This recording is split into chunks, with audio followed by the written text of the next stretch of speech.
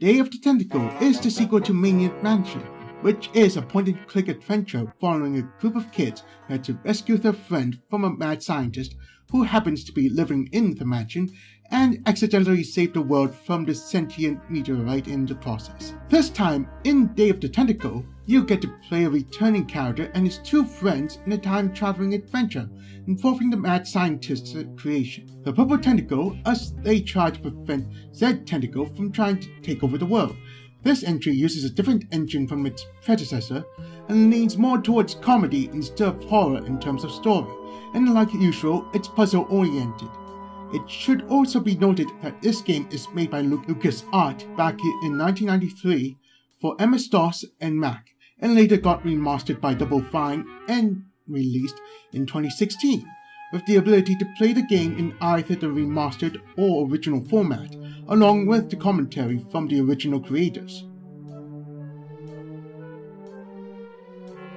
The story of Day of the Tentacle takes place 5 years after Maniac Mansion. Purple and Green, the tentacles from the previous game, were taking a walk around the mansion grounds, with Purple taking a drink from the river, which was heavily polluted thanks to the mad scientist Dr. Fred Edison. The side effect from drinking the polluted water turns Purple into an intelligent tentacle with arms, which comically had no hands and fingers. Meanwhile, Bernard and his college buddies, Laverne and Hoagie, received a mail from Weird Ed's hamster, which was actually written by Green, asking Bernard to help save him and Purple from being killed by Dr. Fred, which eventually leads to Bernard and friends saving them but accidentally doomed the world. Dr. Fred, angry at what happened, forces the trio to travel back in time to the day before to prevent the pollution of the river. But everything went disarray. First, the time machine's power source, the imitation diamond, blew up. Hoagie got sent back to the colonial times. Laverne ended up in the far future, while Bernard got stuck in the present. The trio had to find a way to reunite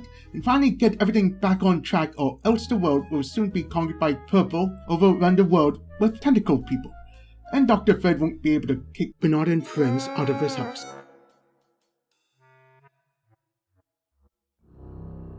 As Day of the Tentacle is a point-and-click adventure and is a sequel to Maniac Mansion, you can switch between three characters and time periods they're in.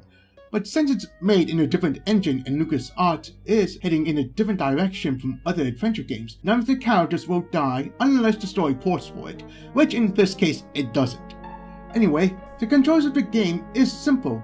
You move the cursor to click on objects and locations, causing the characters you're controlling to move to said location and can interact with different commands and items, which would lead to comical events if done right, or making a character commenting on it if you need a clue or if you did something wrong. However, since the game involves time travel, you can send items from one character to another, but only with non-living things. Now, living things had to go through the long way around to get to the future, so Laverne had to use them for later. But of course, you could also mix and match items that you have in your inventory, which can lead to either the items actually match with each other, or the character remarking how that combination is a bad idea. The upside is that you can get achievements for trying in the HD remaster.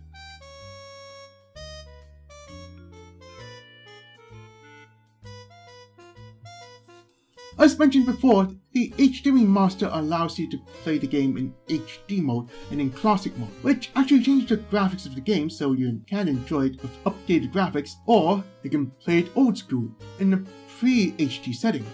But each mode have their own controls despite the fact that they play the same. One is for modern point-and-click players, and the other is how the original is played. HD mode has you use a wheel to determine what kind of action the character should use, and pressing certain buttons to bring up the inventory. Meanwhile, classic mode has you use the cursor to select the commands, in combination with the items in either your inventory or in your character's surroundings.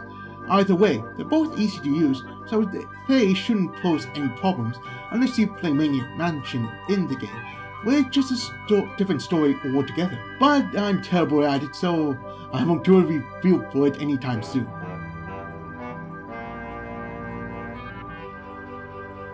Despite the fact that it's over 20 years old, Day of the Tentacle is a fun experience, thanks in part to its humor, its ease and control, and memorable characters for a long time Maniac Mansion fans newcomers to games created by LucasArts, before being reduced into a licensor and publisher. There are a few tough spots here and there, but they can be solved by trial and error, and combining items leading to new ways of solving things. I recommend this game if you like good old 90s humor and LucasArts style adventure games.